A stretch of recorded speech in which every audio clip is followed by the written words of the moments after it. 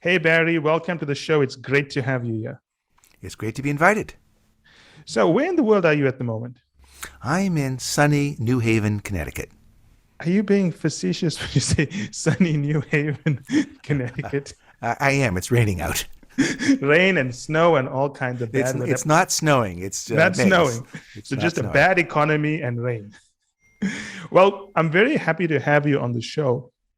And there's many places we can start. You've had a very interesting career. I think as a starting point for the audience, maybe take us through how your thinking on negotiation has evolved because you've been writing about the subject, teaching it for many, many years. So, what's the big changes that we would be expecting to see? When I started out, it was a much more academic investigation. I had not really been involved in major negotiations. I was responding to the literature, and of course, there's a great literature, Nobel Prizes to John Yes, Nash and Lloyd Shapley. So there's a huge academic research. The way in which negotiation was taught was something that I had trouble teaching because it was so experiential and I didn't have a lot of yes, experience. It was not particularly theoretical. And a lot of it was about how to outsmart, trick, take advantage of the other side. that's true. And the problem is if you teach all the students the same thing, then it's not going to work. Yeah. The effect will be zero. And so I wanted a principled approach. I'm a game theorist by training, so I wanted to use game theory. And ultimately, that's what led me to try and develop a new approach to negotiation. But what is the new approach? What's different about it? Because when I speak to executives, I speak to executives every single day. Hmm. And in fact, yesterday I was speaking to someone who was involved in a major M&A deal. Hmm. But the crux of that is it's a negotiation. But Absolutely. they don't see it as a negotiation. They saw it as how do we get the best possible price rather than saying if we squeeze too hard and we get a reputation in the market for squeezing too hard, what's going to happen to the next deal that we're going to have to do in 5 years or in 2 years? So the point I'm trying to raise is that if negotiation is so important in business, why is it so badly taught, almost as an afterthought? Well, I would say that for years, people have not had a principled approach. And so a lot of people think that the world is this zero-sum game, that the more I get, Yes. that's my whole goal. And even separate from the whole idea of reputation, there's a question of we can end up with no deal at all. So something that's, quote, a zero-sum game, a zero-sum negotiation isn't, Yes. because there's a lose-lose outcome if we get no deal. And the thing is, we know from experiments, people reject deals that are positive to them but unfair. That's what we see from what's called the ultimatum game. If you Yes. if you offer somebody $20 and you're getting 80, they'll say no.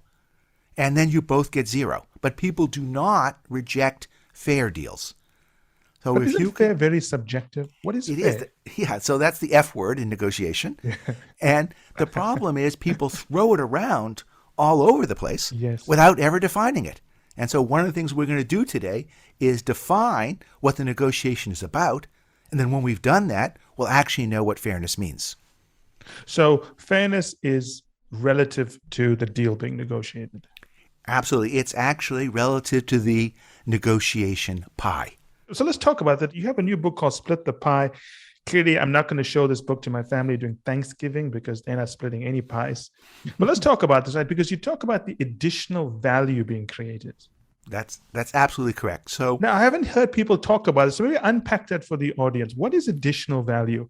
Let's make it simple for the audience because we can talk about M&A deals and so on. um, so let's imagine that we have Alice and Bob, who are each thinking about investing in their certificate of deposit, a bond, basically. Okay. And Alice has $5,000 to invest, and Bob has $20,000 to invest. Now, interest rates go up the more you have to invest. Yeah. And so again, to keep numbers simple, Alice with 5,000 get 1%, which is $50. And Bob with 20,000 can get 2%, which is 400. Okay? But if they pool their money together, they can have $25,000 to invest, in which case they can get 3% or $750. Yes. So now the question is, how will they divide up the $750? Because if they can't reach an agreement there, then they'll have no deal. Yeah, everyone loses. And so the mistake that most people make is they think the negotiation is over the $750. As a result, they come up with arbitrary divisions. They'll say, Bob is investing 4 times as much money as Alice, $20,000 versus $5,000. Therefore, Bob should get 4 times as much money. So that means the $750 is divided up $600 to $150. Yes, that is a common way of looking at it. That's the most common way. Other people might think, well, just the only fair thing is to divide the $750 in 2. But that's $375, which is less than what Bob can get on his own. Yes. So that's not going to happen. Other people think, well, look, Bob was earning 8 times as much interest because Bob was getting $400 of interest. Alice was only getting $50. So we should divide up the $750 in an 8-to-1 ratio. Okay? I think all of those arguments are misguided because they don't understand what the negotiation is really about. And so let's talk about that, the negotiation pie. Why are Alice and Bob having this negotiation? Without a deal, they can get $50 and $400, which is $450. With a deal, they can get $750. So the entire reason for them to have a negotiation is to go from $450 to $750 or to get an extra $300. And that's the additional value. That's the additional value. That's the negotiation pie. That's what the negotiation is about. I want to bring this home for people because, for one thing, everyone has their own definition of what a negotiation is, what is the best outcome, and what is the best tactic. Now we're introducing a concept where we're saying when you negotiate, you have to look at the value you would have created by yourself and subtract that from the total value you would have created working with someone, which is the additional value. We also have to subtract the value the other person would have created by themselves as well. Okay. So we have to take the joint value we create on our own compared to the joint value we create by coming together. Right. So it's the individual values we would have created combined, subtracted from the total value we'd create by working together, which gives us the additional value. Correct. And that's the pie. That's the pie. And now we have to decide or negotiate on how we're going to split that additional value. Right. And my view, and this is the other big aha, is that once you see the negotiation in terms of the pie, you recognize that both sides have equal power. So how is that possible? How is that possible? Because they can veto the deal. Yeah. So basically, look, Alice is smaller. She's bringing less to the table. Her fallback is worse. But if she says no, that $300 disappears. If Bob says no, that $300 disappears. They are equally essential in creating that $300. Hence, they have equal power. Hence, the only fair outcome is to divide that $300, $150, $150. But this only works on the assumption that they can't get another counterparty to substitute the other party in the deal. Yes. What I've done is calculate the pie in a 2-person negotiation. So you've added one of the, what I'll call the yes buts. If we add a third party, Charles, who could also invest $5,000, and he would be willing to do that for a 3% deal or $150, then it changes what the negotiation pie is. Because now Bob and Charles could also create $750, if you'd like. But on their own, Bob would get $400, Charles would get $150. So if you'd like, now it's $550, so the pie is just smaller. So this makes sense to me, but it would only work if both of the negotiating parties understood they had the leverage and they thought in this way. That's actually a multi-layered question, which is great. The first thing is at least one party has to understand the pie. Because if neither party understands it, that's a problem. Then it's, they'll go back to the traditional proportional solutions. Okay.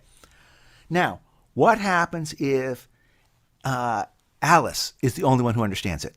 The person with $5,000. Well, Alice can explain this to Bob. And in fact, we have run this very experiment where we tell Alice about the pie and we don't tell Bob. And in the negotiation, Alice's present this view. And next thing you know, they move away from proportional to splitting the pie. Because Bob's have no good counterargument. So let me understand this, right? This is an interesting one. So you ran an experiment where you gave the Alice in the story, the one with the smaller amount, 5,000. Yeah. You explained splitting the pie. Actually, we didn't even explain splitting the pie. We explained the pie. Okay. We So explained the pie. what the pie is. And just want to make sure I understood this correctly, because it's very counterintuitive. When she presented the concept of the pie, because Bob didn't have the counter argument, he split the additional value 50-50? So there is no counter argument. Let's just start with that. Yes, okay, there's no counter argument. So he went 50-50. Not entirely. What happened is the average moved from proportional division halfway towards the 50-50 split of the pie. But that's still unusual. Yeah, it shows the power of a principled argument. That when you put principle up against arbitrary, principle wins. And the principle here is that they need each other to secure the additional value. Yes, and the principle is we need to understand what the negotiation is about. What it's about, that's true. If you're negotiating over 750, you're going to make arguments that make no sense. Yes, because they're not negotiating over 750. It's the difference. It's the 300 is why they're coming together. Now, we tried something else. We gave Bob's instructions about anchoring. We said start with an aggressive number. Yeah. It turns out that was counterproductive. Why was it counterproductive? Was it because Bob wasn't budging or Alice wasn't budging? Where did the bottleneck occur? Well, Bob makes an unreasonable first offer. Let's say Bob offers Alice $50 or something. And Alice says, I'm going to give you a principled story. What you're saying makes no sense. You're trying to take advantage of me. You're trying to steal from me. That's not going to work. Now Bob has to move up from 50 to 150. Then he has to move up to 175. And now Bob shows he's made out of jello, that he has no backbone, that he's just like spaghetti throwing stuff on the wall to see what sticks. And so the problem with anchoring is that it exposes the fact that you have no principle. And therefore it makes it harder for the other side to believe anything you say. Yes, because obviously a negotiation is built on trust. This is an important point. I want to unpack this for the audience. So in this situation here, Bob is not vindictive. The situation is because he keeps moving to see what will work, Alice doesn't know when he'll move again. Or she keeps on believing he's got more to give. Exactly. So that's right. So you can see this playing out in geopolitics as well, whereby two countries, they make moves to see what the other one will do, but no one knows where the other one is going to go. They call it sleepwalking into these things. Yeah. And if you start with an extreme position and it becomes evident that that's not going to work, and then you have to make a big move, well, either one or two things happen. You stick with an extreme position and there's no deal. Yes. Or you make a big move and then you show that you were just trying stuff out. Moreover, if you offered me $50, I'm going to say to you, what do you think I am? Do you think I'm not paying attention? Yeah. Are you trying to take advantage of me? I don't like you. Now, I've offered you something fair, and I'm going to stick with it, and I believe you're going to come to my place. So maybe I can give you an example of a negotiation just like this, where there was a person who cared about fairness and somebody who didn't. I want you to go through this example, but for the audience, as you're going through the example, sure, we're always going to come back to what is a definition of fair. And I know that you talk about being principled, and the definition is dependent upon what is being negotiated and the two parties involved. So let's talk through some of the principles. Sure. There's actually it's as simple as can be. Fair is recognizing equal power implies equal division. Equal power implies equal division. I like that. It's not about the size of the contribution, it's about the power you have for the additional value. Yeah, so fair is ultimately splitting the pie because both parties have equal power when it comes to creating the pie. I like that. Okay, let's go through the example. I want the audience to keep that in the back of their head as we go through the example. And I may be quizzing you along the way, so let's make it a little extra excitement here. Quiz away. So there's this entrepreneur who's kind of an idiot because he tries to save money by filing a trademark on his own and not hiring a lawyer. And, he thinks he can save a couple $100 by doing that. But he doesn't realize that when you file for a trademark, it becomes public. And as a result, there's a troll out there who looks for trademark filings. And when he sees this trademark come in, he goes and buys the domain name associated with the trademark. And we'll call that troll Edward because that was the troll's name. Edward the Troll. Sounds Edward like a troll's name. And so when my friend goes to buy the domain name, he discovers that Edward has it, and Edward writes to him and says, look, I'll sell you this domain name for $2,500. And at that point, my friend feels really bad about his mistake. And I said that he was an idiot, but he's not stupid. And so he does some research and discovers there's an organization called ICANN, which is the International Domain Name Registrar. And what Edward has done is called registration in bad faith. So if they go to ICANN with a protest, my friend is going to get the domain name back. But wouldn't they have to prove it's in bad faith?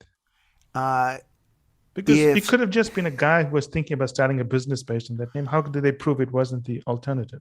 Well, my friend has the trademark registered, and Edward has registered it on the same day the filing came out. So, and by the way, Edward also has a track record of having done this.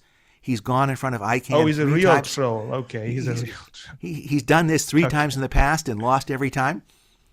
In fact, actually, when he goes up to ICANN, he doesn't even mount a defense because he knows he's going to lose. Troll. Okay, yes, this is his job.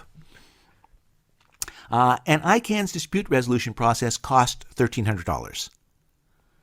So my friend writes to Edward and says, look, the $2,500, that's interesting, but I'd rather pay ICANN $1,300. I'll save money and you'll get nothing. So Edward comes back and says, okay, $1,100. He knows he has to go below $1,300. Yeah. Now, let's take a pause here and talk about what is the pie. So do you have a sense of that in this case? In this case, yeah. Go ahead. Well, the pie would be the difference between what your friend could pay ICANN and what he could pay, what's his name? Edward, the troll. So if they don't reach an agreement, Edward's going to get 0, and my friend's going to be at minus $1,300. Yes.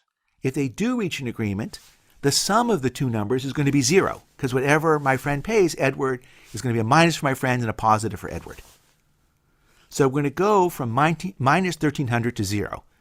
Or the easier way of saying it is that if they reach an agreement, they can save the $1,300 that would have gone to ICANN. Yes. But it assumes that they all know what's happening. There's fair exchange of information. Okay. Yeah. My friend has done the research about ICANN, and Edward knows this very well because he's been there many times. This is his job. Yes. So he knows how ICANN works. He knows he's going to lose, and he knows it's a $1,300 fee. So that's what leads Edward to come down to $1,100. So my friend writes back and says, your $1,100 doesn't seem very fair to me. I just want to check something. Okay. Does your friend understand the concept of the pie when he's doing this? Or are you coaching him as he goes along? What's the background information here? My friend has a very good understanding of the pie. Okay. So he writes back and says, look, this $1,100 number doesn't seem very fair because if I pay you $1,100, you're up $1,100, but I'm only $200 better off than going to ICANN. And it would be the same as if I offered you $200, in which case I'd be up $1,100 and you'd only be up $200. I wouldn't expect you to accept $200 any more than you should expect me to accept $1,100. There's $1,300 here to be divided. I'm prepared to split that $650, in which case I'll be $650 ahead compared to going to ICANN, and you'll be $650 ahead. Did he accept it? So Edward comes and says, look, you're at $650, I'm at $1,100, let's meet halfway, 900. Now, halfway is really 875, but he's rounding. Yeah. And that's as far as I'm going. That's my last offer. If you want to do a deal, that's where we have to be. Look how much I've moved. I've come all the way down from 2,500 to 900. Well, really, I don't think that the move was from 2,500 down to 900, because until he got to 1,300, it was better to go to ICANN. Yes. And I mean, this is an example of a non-principled negotiation on his side. Well, my point is actually almost everybody acts the way Edward does. Yes. This is the standard way that people negotiate. They try and throw some outrageous number out there to soften you up. Then they can say they've made this big movement. But I think it's counterproductive, because having moved from 2,500 to 1,100 to 900, do I really think he's going to stick at 900? No. No. And that's also why my friend should not move from 650 to 675 or to 700. Because if he moves, he's giving up his principal.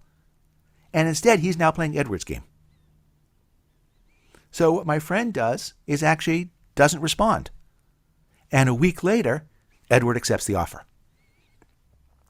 Now, does Edward care about fairness? No. He's a troll. Does Edward care about the pie? No, he's a troll. Yes. But what he does understand is that my friend cares about the pie and cares about fairness. And your friend's not going to budge. And my friend has no reason to budge. He hasn't given my friend a reason to budge. And so therefore, that's what I mean by principle beats arbitrary. So let me just unpack this. It's a very interesting discussion. Would this imply that for every negotiation, there is a correct outcome, which we call a fair outcome? There's a fair outcome. Which Absolutely. Is the correct outcome. It's the principled outcome. It's the fair outcome. So it's the outcome I believe should happen. Is that the same as the correct outcome? I mean, if we define correct as fair, sure. And in a fair outcome, whoever has power should have an equal split of the additional value. Both sides have equal power, therefore they should have an equal split. Unless one side does not know they have equal power and they're unable to negotiate in that way. Yeah, so if my friend didn't understand the pie, then, anything goes, and they could be playing the same kind of game. Now, as you've probably guessed, and you kind of did, my friend was me.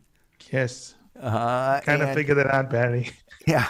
And, of course, there's another moral here, which is spend $12 ahead of time and register the domain name before you file for a trademark. Okay? Yes, that is true. It's another important lesson. But the reason I share this story is it shows the ability to use the pie framework even when only one side understands it and cares about it. Yes, because you can still manage the negotiation in that way. Mm-hmm. Because whatever you respond is half of the negotiation, so you can take it down a principled path. So why do you think most people don't do this? It seems so obvious to me. So I love the fact that it's obvious in hindsight. It always is, right? But I would say it's not the way people naturally think about the world. They might say, and I can't tell you how many people have said this, oh, look, this domain name is worth $50,000 to you, so you should be splitting that $25,000. And the answer is no, the negotiation is not about the domain name, because I'm going to get the domain name whatever happens. Yes. I'm either going to get it by buying it from Edward or by getting it from ICANN. So really the negotiation is not connected to the value of the domain. It's connected to avoiding the ICANN fee. Yes, the additional value created. And we just don't frame the negotiation. We think of the $750 in interest, not the $300 in extra interest. I want to reframe the question I asked you. It's not why don't people use this. My feeling is even if you taught people this, they default to standard behavior within a week. So I don't have the week effect. Yes. But I can tell you right away when we teach them in the experiment, it greatly improves how they do in a negotiation. And they keep using this approach, or do they? Well, we didn't do the experiment asking what happens a month later. Yeah.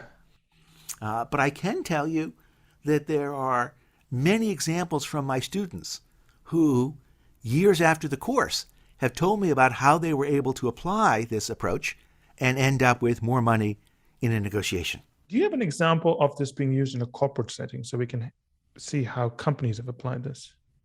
Sure. So the example from my student was that he was involved in an M&A deal, a merger deal, and that they had agreed on price and everything was done. And then there was the question of how would the legal fees and the banker fees be paid. And it turned out that this would create tax losses. And those tax losses, if they were transferred to the acquiring company, would then create a $15 million tax savings. So it's a big savings. So it was a big savings. And the target company said, well, these tax losses are coming from my expenses, so therefore I should get that $15 million. Yes. And the lawyer on the other side, who had been one of my students, said, well, they may be your savings, but you need our profits in order to have the tax losses count. So only by putting your tax losses with our tax profits can we actually create the 15 million savings. Therefore, we should split it 7.5, 7.5. And there was no counter argument to that. And so that's what they did. I like this example because it's a very simple way of negotiating if you think about it. Mm-hmm. Because most negotiation, I've read many books on negotiation. In fact, I was just at a negotiation course about 4 months ago. And they turned it into a very complicated set of rules in terms of how you intimidate the person, how you read their body language, how you know when's the best time to push for it, how many times you say no. I didn't think it was a very good course because I didn't feel there was a principle that I could apply behind it. It felt as if I'm a hustler almost. Yes. So let me take a step back on this point. As you said at the beginning, I teach at Yale. And my students there, I love them. They are smart. They are empathetic. They are caring, curious, until they start negotiating, at which point they start acting like jerks. Yes, because they're taught to act that way. Or they think that they have to do that because that's the only way to protect themselves. You said something important here. Yeah. People negotiate in a certain way because they think they're protecting themselves. Basically, it's a protection mechanism where they have to be aggressive because they think the more they get, or starting with this absurd position, is going to protect them. Or the intimidation, or the repeating something, or the ultimatums, or whatever it is they're doing, they think is the right approach to negotiating. Yes. So, as a result, wearing down people. They don't like it. They hate themselves in the process. They're not good at being jerks, and they end up with no deals. And so the irony here is that all the tools that would allow them to be a great negotiator, they throw out the window. Yes, because they're not being rational. There's no principles. It's about intimidation tactics. And in fact, I've actually spoken to someone who was lead negotiator in one of the biggest tech companies in the world. And he was talking to me and he was telling me about how aggressive he was in negotiations. Yeah. And the interesting thing about him is he had to retire at the age of 35 because of the excessive burnout. Yeah. Now, what you've suggested is actually an idea that came to me after writing the book and then snuck in, is really to change the whole order in which we do a negotiation. So what we should do is agree up front on how we're going to negotiate. People jump way too quickly to talk about price. Yes. That's a disaster. They could do a better job by discussing, why do you want this deal? What's important to you? What do you care about? What are your interests, not just your positions?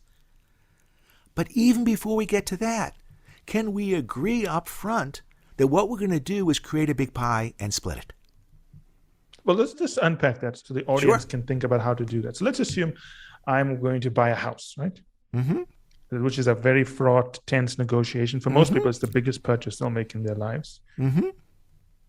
So how would that work? So let's assume someone wants to sell a house for, let's take an arbitrary number, 1.5. Can I use a real case? Because we actually have one. Oh, let's do that. Let's do that. So, perfect. It was my mother. Okay. She was renting a house in Sarasota, Florida. And the person who was her landlord said, this is a hot market, and so I'm going to put your house up for sale. Okay.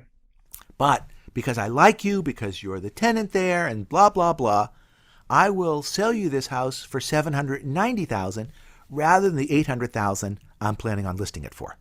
Okay. So, first question here is, what is the pie? Does your mom know this technique? Well, I think I've trained her well. I've tried. So you'll be the judge of it by the end. Okay, so when she is negotiating, she's applying these principles and the landlord doesn't know about it.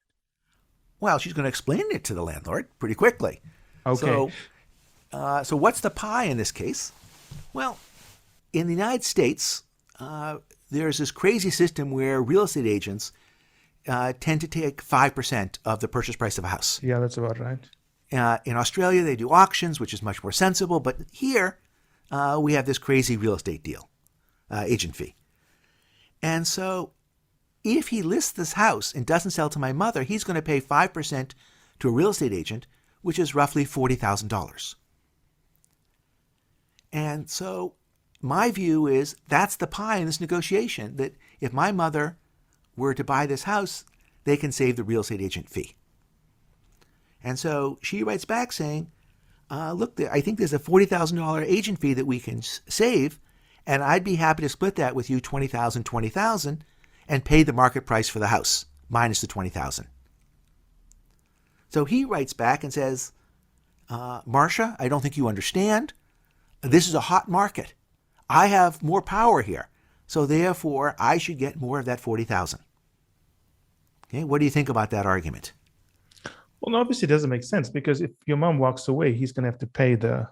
So the fact that it's a hot market is why the market price is high.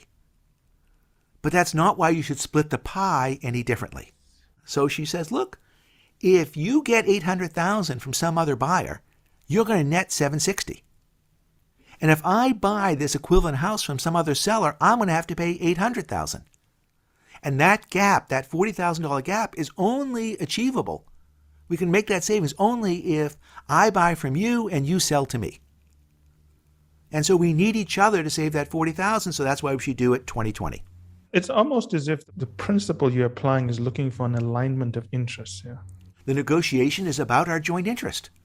Yes. So basically, you're finding that area where the interests intersect and where it only exists where it intersects, and then you have to decide how you're going to split that. Yeah, because that's why we're negotiating. The point of the negotiation is to do something better than we can do on our own. That is our joint interest. That's why we're doing this deal.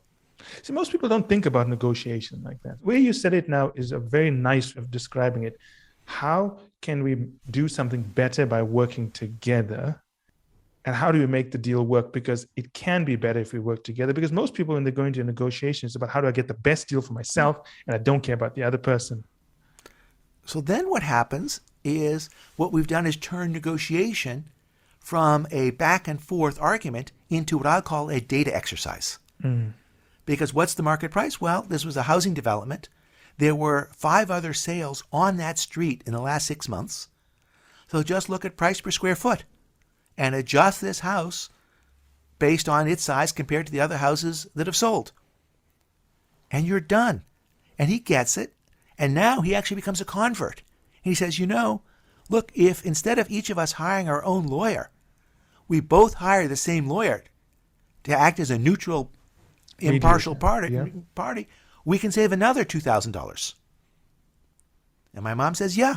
And so there we go. They split that pie too. Because now there's trust, right? So they can... Well, there's trust and there's a principle, Yes. which is our goal is to create the biggest pie possible because I'm getting half of everything we create. I like this. How come I haven't heard about this principle more? Is it just because it's only come out in your book recently, or I have not been to Yale yet? You haven't been to Yale. What can I I tell you? haven't been to Yale. I mean, I should go to Yale, and I get to visit Connecticut more often. So that's why,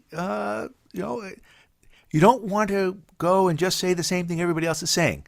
There has to be a motivation. And my objective in writing this book is a big one. It is to change the way people negotiate.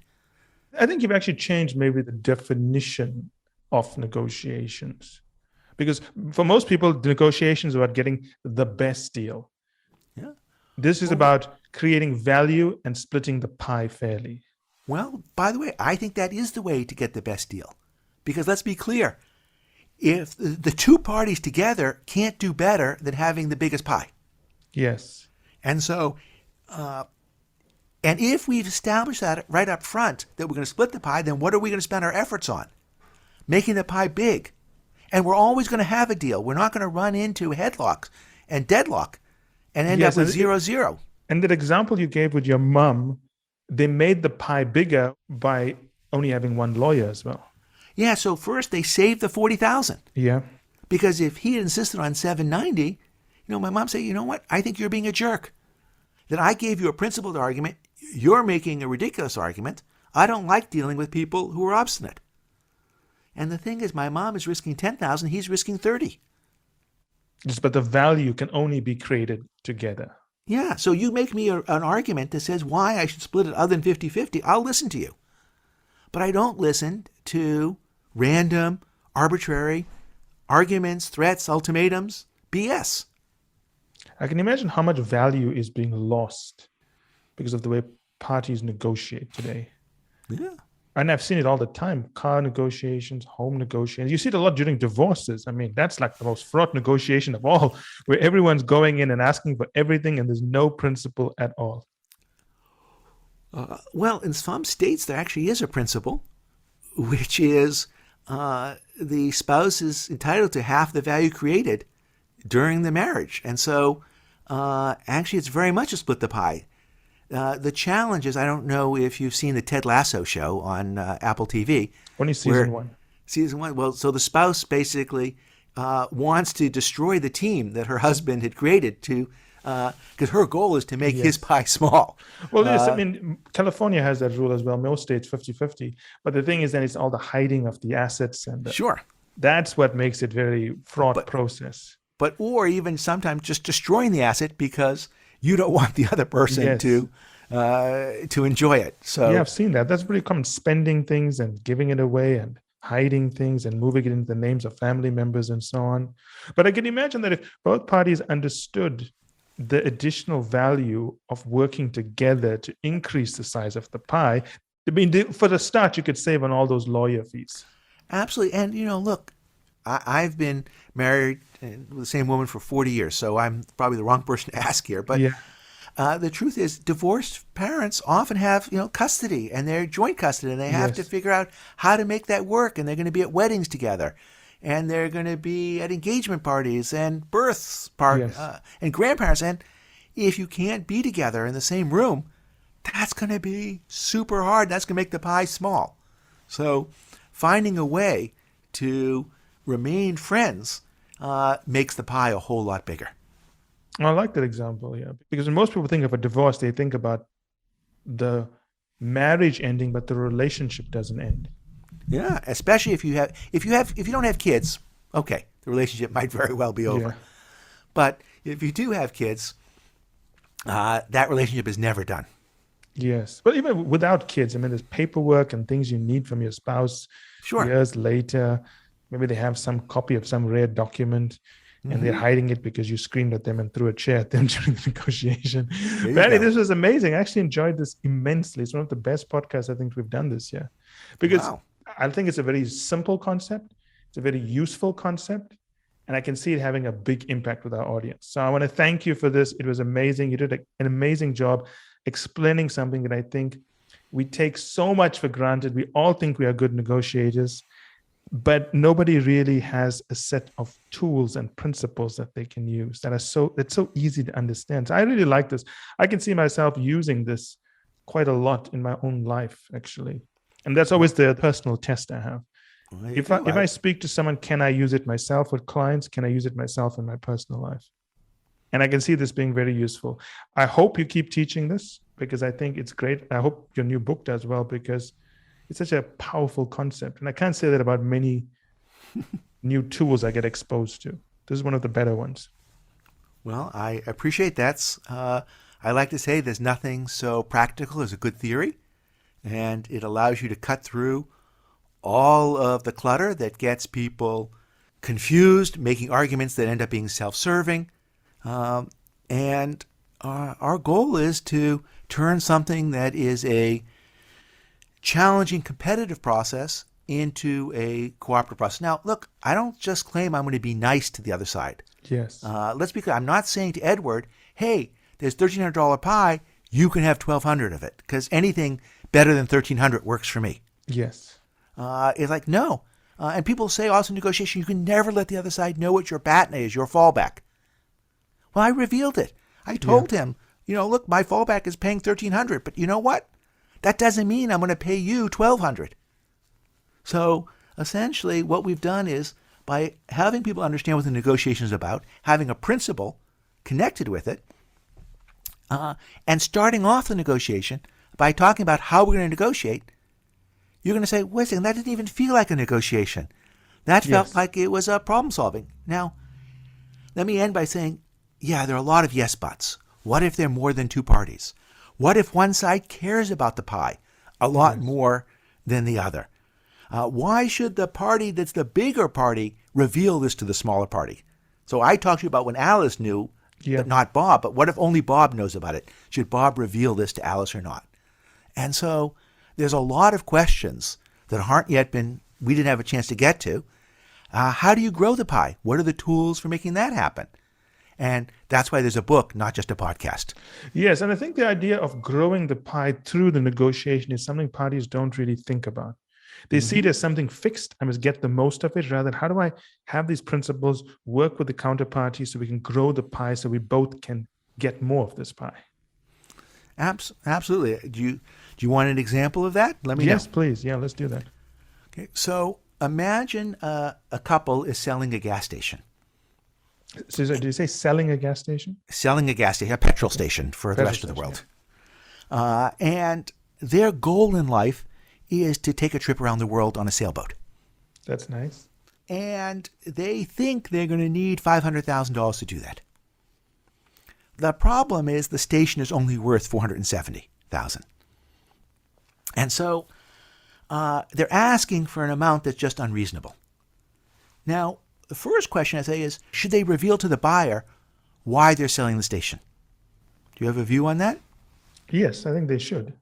I do too. I think people in the United States, we have something called the Miranda Rights. When the police arrest you, they say anything you say can and will be used against you. Yeah.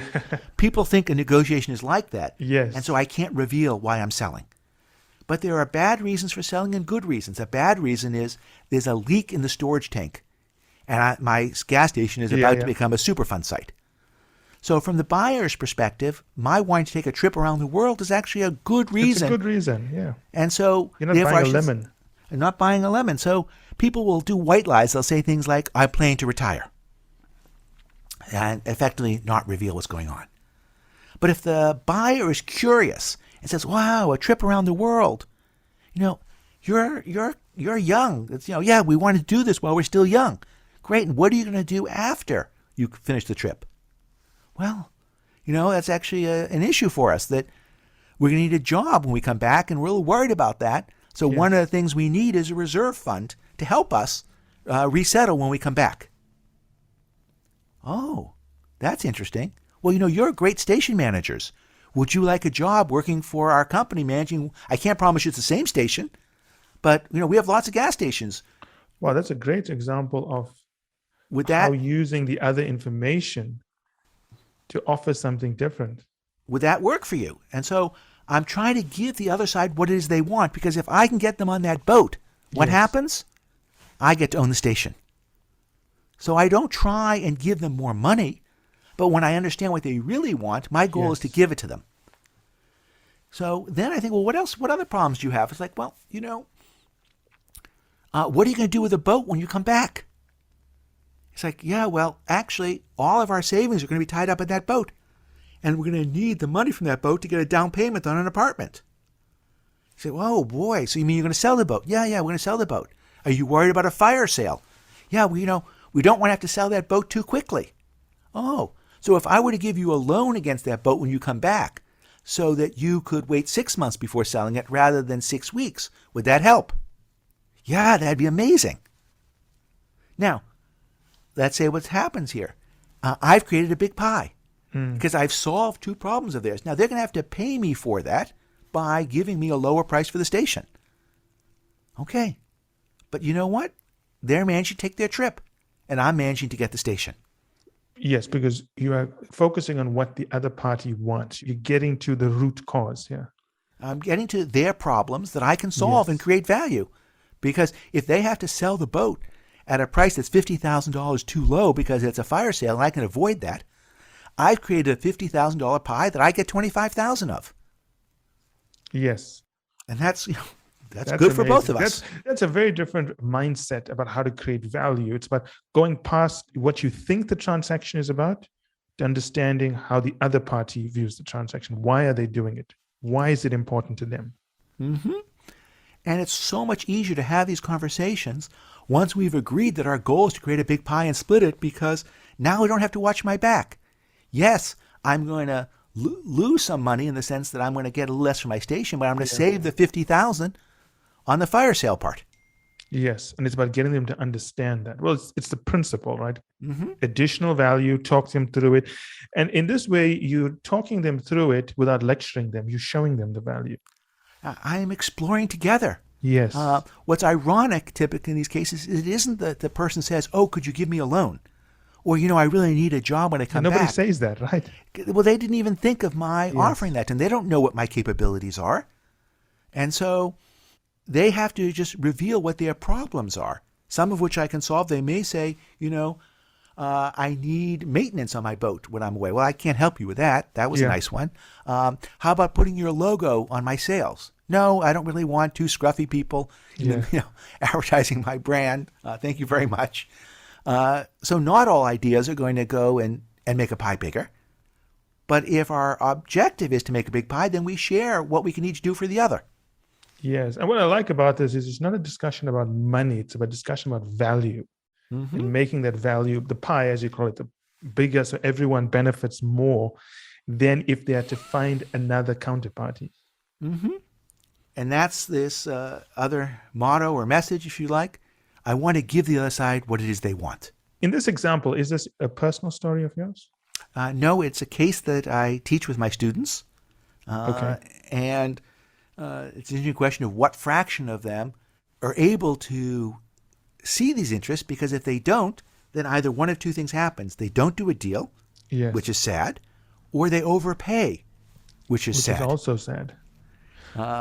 And so, therefore, it's forcing them to work together. And another message that comes out of this is use creativity as a first resort, not a last resort. Yes, I like that. Because the more information, the better, because you can understand the counterparty. absolutely. And if you wait till the end of the negotiation, you're tired, you're exhausted. You don't necessarily like the person anymore. And so when you're still fresh and idealistic is a good time to start exploring how you can do problem solving together. I like this. A brilliant example. Barry, thank you so much for this podcast. I really enjoyed it. I think it was amazing. You definitely have a gift for this. I hope you keep teaching for a very long time. Thank you for inviting me, and thank you for making this pie bigger for the world. Let's split it Thank together. you, Barry. We'll be in Cheers. touch, and take care. Hopefully Okay. we'll have you on the show again soon. You bet.